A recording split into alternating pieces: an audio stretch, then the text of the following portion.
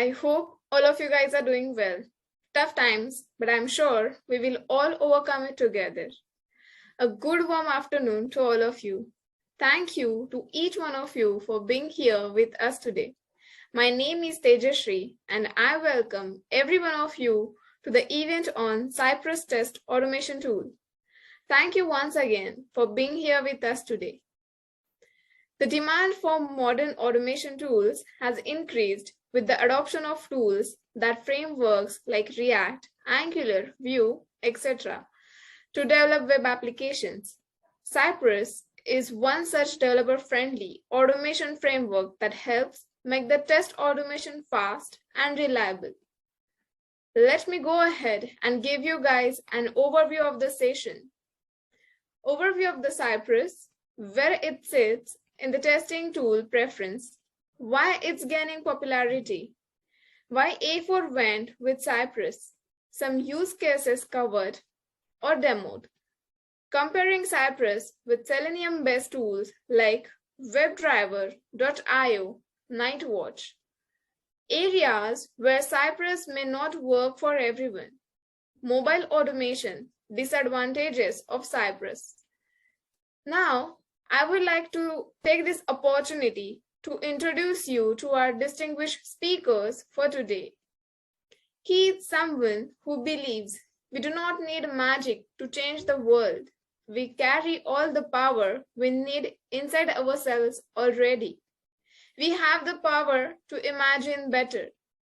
He has over 12 years of experience in software testing with a focus on test automation of API, web, and mobile applications.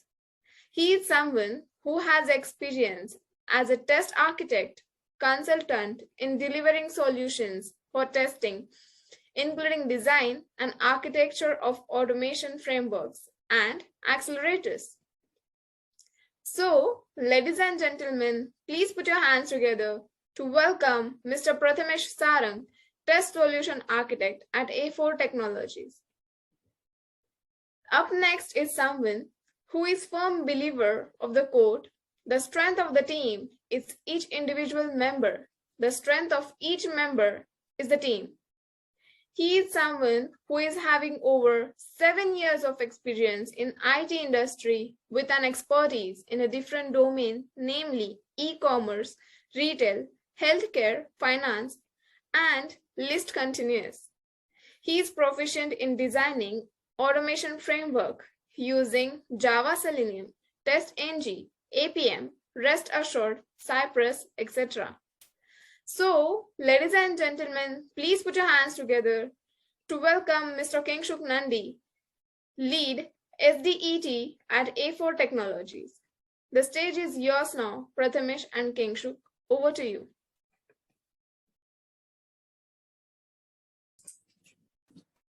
Hi everyone, hope you guys can hear me clearly and see the screen that is shared. If yes, then I think we should be good to go. All right. So, welcome to the Cypress Test Automation webinar. So we at AFour have been working on automation since long, right? And we just wanted to share with all of you the way we have implemented Cypress. Now, Cypress has been there, I believe, since 2016. And that was when it was released in closed beta. And its adoption has increased quite a lot in the recent years, especially in the past 2 years. And it went on to the ThoughtWorks radar, I think that was about 2017. And that's the time frame where Selenium 3 was also released. And we have been working with both of these frameworks, right? And what I personally found, right, or even the teams where we have been using Cypress along with Selenium, is that it has a lot of advantages which kind of increase your productivity as well as the speed and reliability of test automation. So we just wanted to cover this and share with you all this. So today the webinar will be presented by me, the Prathamesh Sarang, and Kingshuk Nandi. So a short introduction about myself. I've been a test architect with AFour Technologies for around 9 years now. And I kind of look into projects which involve web, mobile, and API automation. So we work with different automation tools on all those platforms, whether it's APM, Selenium, Nightwatch, Cypress, Protractor, and so on and so forth, right? And Kingshuk is also a senior architect over here, and he also has a lot of experience in this, and he'll be also going through a lot of use cases where he'll show how we have actually used Cypress in some of the projects. So if you can look at the slide, right, there's one note which says Cypress is a developer friendly automation tool. Now that's what they say on the website, but I do feel that it's unfair to call Cypress developer friendly. It should be also called that it's QA friendly too. And I'll tell you the reasons for this. So the first point I would like to say is that Cypress is an all-in-one testing framework, right? When I say all-in-one, yes, it's opinionated, but it works at all the different levels. That is, it can do UI testing, it can do API testing, as well as unit testing. And generally, developers will take care of unit testing, QAs can take care of API or unit testing. And it's easier to use for all of us. So once you get Cypress, all you have to do is an npm install, and you can start working on it out of the box. You just launch it. It will have a list of test cases automated for their kitchen sink app or some other sample app, and you can just start executing them. If you are a developer, right, and you're, let's say, developing applications in React, and you're using React testing library or some other library for unit testing, you can actually use that along with Cypress. And that's one of the use cases which we had when one of our clients wanted to have automation done using Cypress, is that they wanted to reuse their unit testing libraries or some of the test code which they were actually using in the application development also. So that's one of the reasons why we went with Cypress, right? And the other developer friendly reason is generally jQuery is something which is widely used. And the whole jQuery library is available for you when it comes to element identification. So if you are, as a developer, if you are familiar with those set of tools, it's very easy to ramp up on this. And as a QA, I wouldn't say that the syntax is widely different from Selenium. It's still something, if you're used to Selenium, or if you're used to frameworks like WebDriver IO or Nightwatch, or even if you have used a Selenium client library in any other language, you should still be easily able to pick up Cypress. And the best part, right, which I personally liked, is the interactive test runner. It literally gives you a visual representation of which test case step is executing, what are the inputs, what are the outputs. There's a developer toolbar which you can use when you're actually executing test cases. And Cypress puts in a lot of information about the command that it's executing. So the unique thing about Cypress, and I think we'll cover this, you can see some of it in the screenshot over here, right, is which command was executed, what was the URL, whether any redirects, cookies. And in the same way, if it, let's say if it found multiple elements, it would have given you the list of elements which it was found, the one which it clicked. And a lot more information than you would get in a traditional Selenium framework, where let's say you are executing a test case and there is a failure at the API level, right? Let's say the API did not return you any response, and because of which the UI did not load the element. Now your test case is going to give you an exception saying that element not found, right? But in reality, what happened was that the API failed. So Cypress will actually give you information enough to understand that it was an API failure rather than the UI element not being found. So this makes, as a QA, debugging also much easier, right? And so these were some of the use cases which we considered, and we have more than 4 clients which are using Cypress right now. And I'll just highlight some of the core features which we have used or which we have implemented for these when we are using Cypress. So request interception, right? This is basically capturing the HTTP request.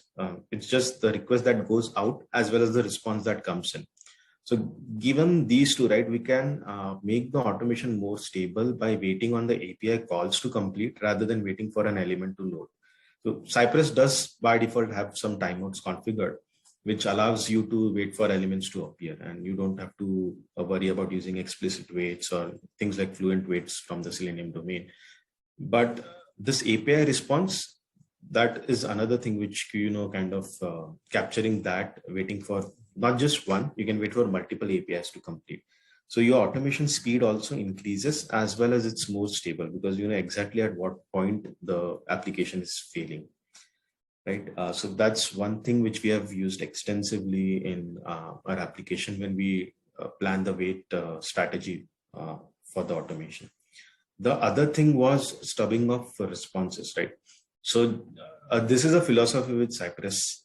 This is more related to a philosophy with Cypress, as that you should only test the application which is under your domain, and you shouldn't worry about testing other domains. So we had a couple of e-commerce applications for which we use Cypress, and they involved payment gateways. Now, some of the test cases involved exercise, things like checking out a product, purchasing a product, or checking whether payments fail or not.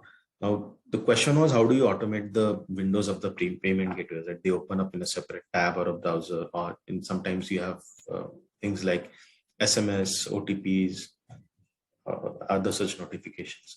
So what we did over here was we actually automated the whole test case till the point where a request gets sent out to the payment gateway, and the response which comes in once the payment is successful or failed. So that is the portion which we mocked or stopped. So that actually allowed us to simulate successful payment and successful payments, timeouts, etc., and kind of complete the whole end-to-end test case, right from selecting a product to purchasing it, without worrying about handling third-party applications. And this was one very important use case. And some of these will also be covered by Kingshuk in the demo, which we'll have going forwards. So this is closely related to mocking. So we cy.route, right? cy.route is basically the way you can capture or understand which requests you want to capture, or tell Cypress which requests you want to capture and which you want to mock. And you can actually have predefined data which you put in, and then that gets mocked. So let's say you have a scenario wherein you want to do a transaction, right? And you in a payment application, or you want to transfer money from one person to another, and you really don't want to register a user, right? You just want to test a specific UI component, just test whether the transaction is doable by clicking on certain users and verifying whether the UI returns the correct, whether the backend API response that comes in is rendered correctly on the UI. So your task is just about testing that component. So this is where you can actually use mocking. So you just log into the application and you can mock the whole transaction itself. And once you get back the response, all you have to do is perform the UI validations. So this is another use case which we kind of had. And the last most interesting part is app actions, right? So application state. So let's say if you have a React-based application, or where you use state management like Redux or even some other tool, this is one way of doing it, where you can actually verify the excuse me. So you can actually verify the state of the application or manipulate the state of the application. So think of scenarios where you have a login functionality within your application. You don't necessarily need to log in using the user interface. You can just fire the API and verify the login was successful using the application state. So these are certain scenarios which are going to greatly increase your speed of execution. And there are also preconditions which you will be able to manipulate. So you don't have to actually code the preconditions or the cleanup activities, that is the post conditions of your test case. You can do that using this state app actions feature.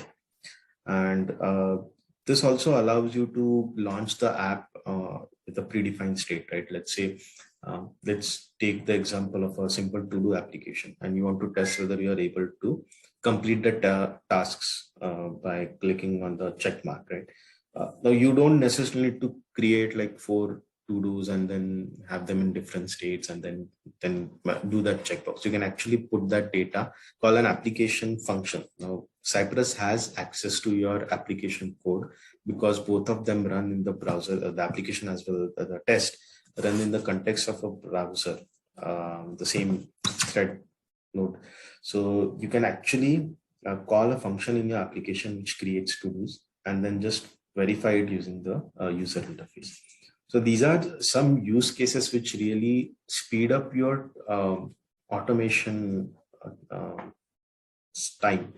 So the time required is less, as well as the efforts required is less. So you can have more test cases automated and more stable using these strategies.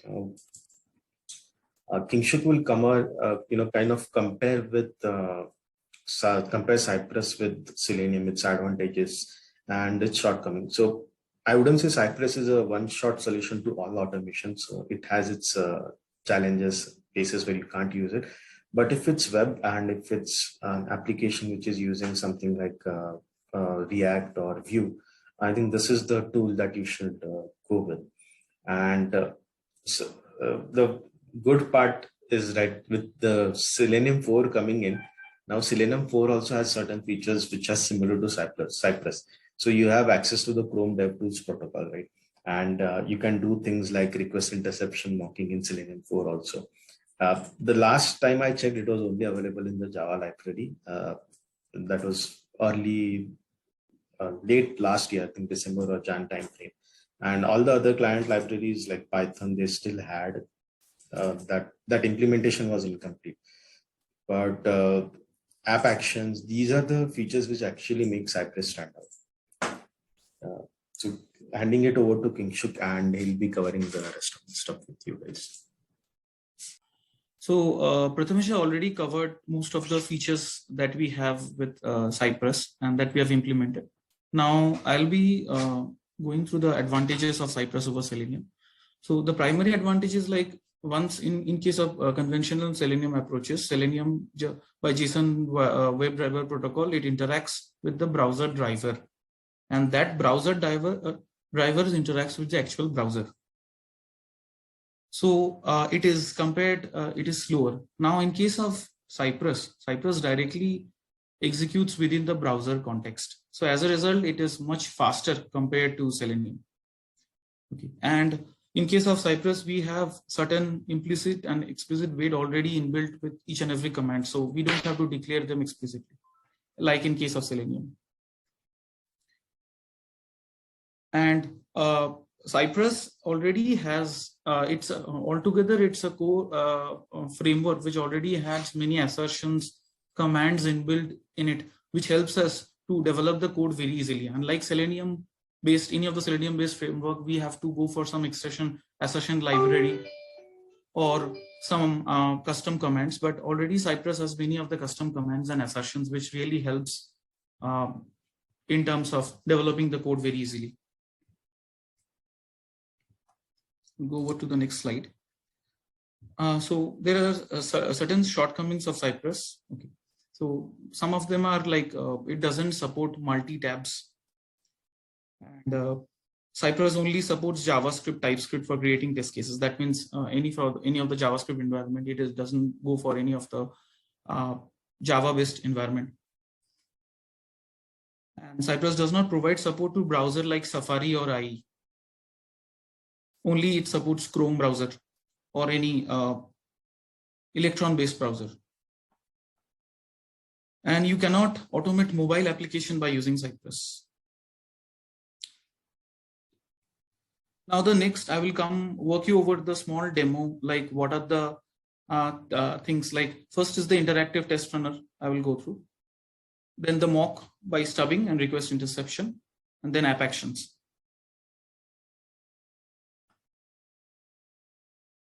So first is the interactive test runner. It's a very useful and handy tool where you will be able to see whatever we are executing, and it really helps us to develop the test code. Okay. So I will open up the interactive test runner.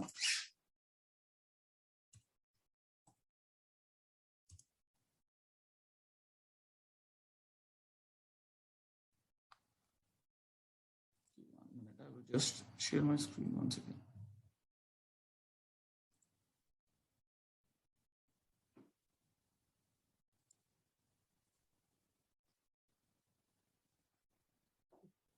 Okay. Now I'm opening we have one Cypress project already with us. So I will just quickly open up the interactive runner.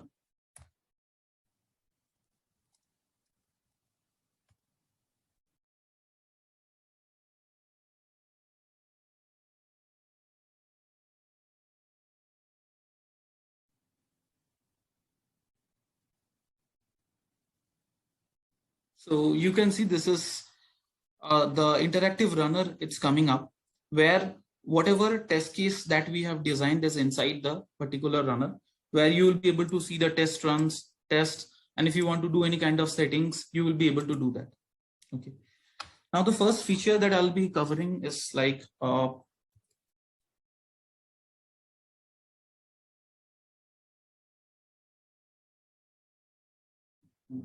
mocking by stub data. So we have used one Cypress real world app for the same. I'll quickly show you the app, how it looks.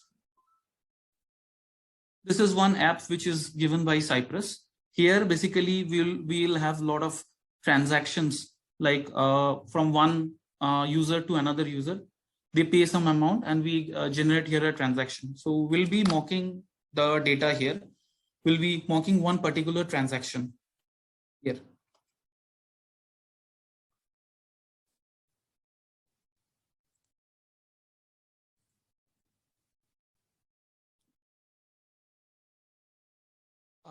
As you can see, like I will execute the test case.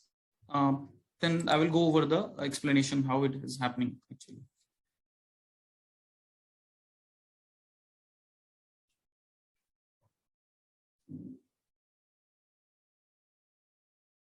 So first we are logging into this particular application.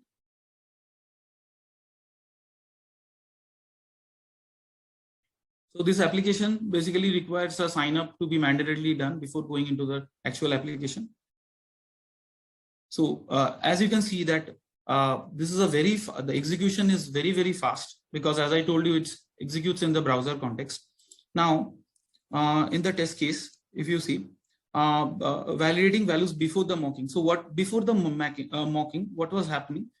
We were having one transaction which was from Arle Kurtzman to Kaylin Homik. This was the transaction here. Now we will mock it to a different user in order to generate the desired pattern, okay, with a different value. So here, if you see in the code, we are doing the mocking. We are doing one cy.intercept method, and the response, and we are basically intercepting the transactions API and mocking it with the stub data, which is basically inside this particular file.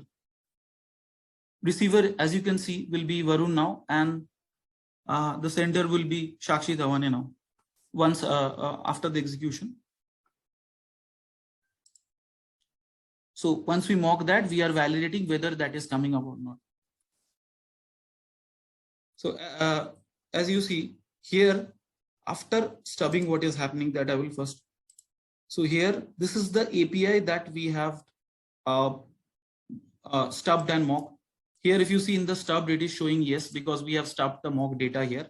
And then as this happens, if you see the screenshots, the user has been changed. It is from now, the sender is Sakshi Dhawane, paid to Varun, and also in the payment Sakshi, and this is actually coming up from the mock data. You see, and the payment, this is the message which it's showing. So instead of actually doing the transaction by that user, we are mocking the data here, and we will be able to validate from the UI that this particular transaction.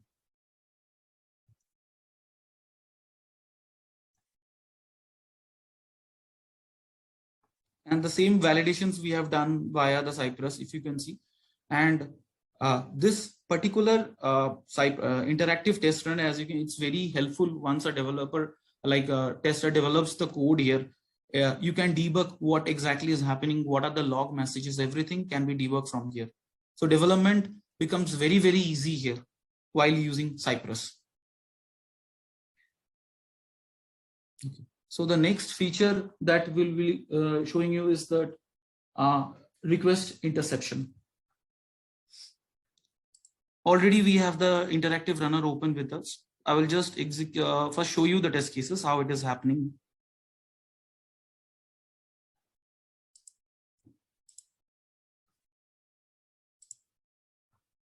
This is the test case where we were intercepting the user's API and ensuring that successfully all the user data gets loaded in the UI.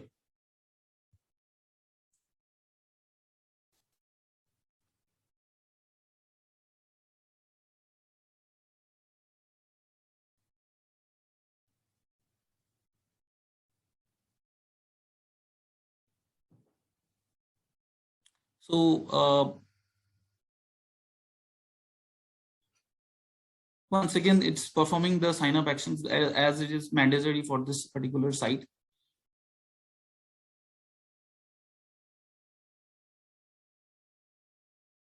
Okay. So here, if you see, it's checking for the particular users, whether all the users has loaded or not by this. We can see the response code here and expected is completed. And we can see in the UI also all the user data has appeared. This on additional to top of UI validations, if you need to ascertain more, right, whether the DOM has properly loaded or not, whether the backend has rendered the data or not, we can intercept those APIs and wait for that to be complete. Okay. If you can see here in the coding also, this is the way we have this path we have traversed, and then we have get the data and we are ensuring these validations are done. Okay. And also in the interactive runner also, you will be able to see which route I have basically matched. This is the route that I have matched. As there is no stubbing done here, so stubbed, it's showing no.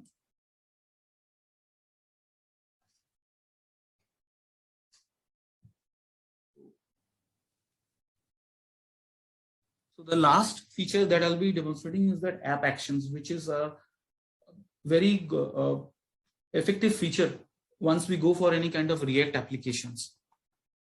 First, I will explain what is this particular feature. Like app actions is for a React app. We are basically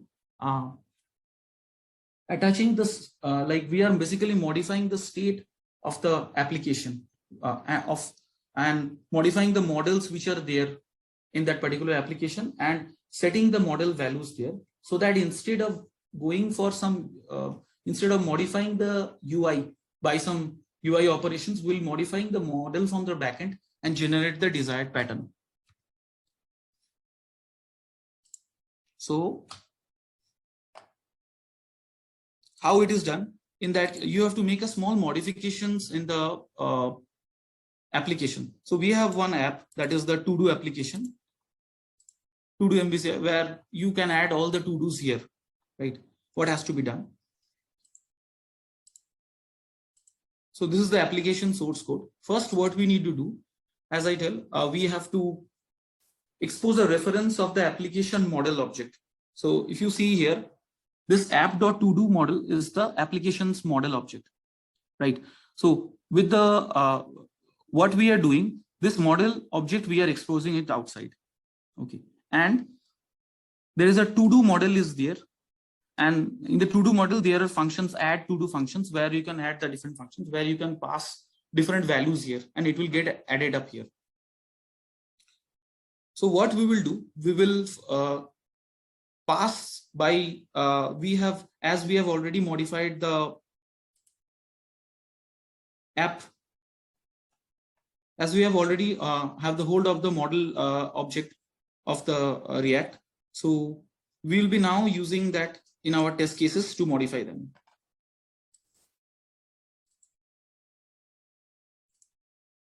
So here, if you see, we are basically will be showing you two operations. One is by UI interaction.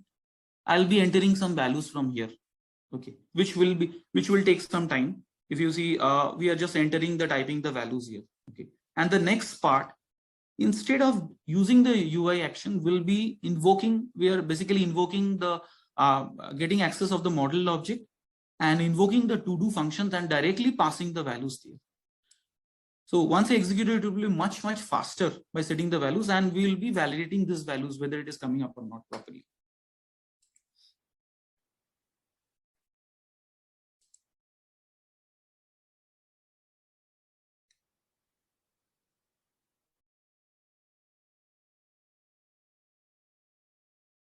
So see, this is by UI operation it's happening. We are adding 2 items. We are validating now. The next scenario will come where we'll be setting that entire model. So see how fast it happened. We were not even able to see this. If you see here, we are getting that particular to-do list and we are setting the complete values. All the 3 values are set so easily, and we are just validating that. If you see, we have invoked that particular model and set the different values here without actually going for the modification of the UI. This feature really helps in certain cases where we have to need to create some pattern and load a lot of data into the application, because if we load a lot of data into the application, it will take much longer time, and it will overall increase the execution time of the test cases. But if we go for this app actions, it really sets the model value and we can just do our UI validation.